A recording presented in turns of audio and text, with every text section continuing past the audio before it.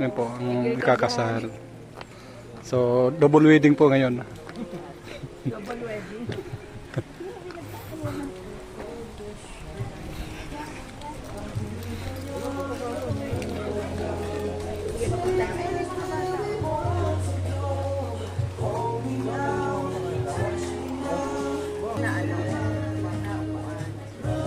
Polo ka kasi kung hindi ka nag-polo.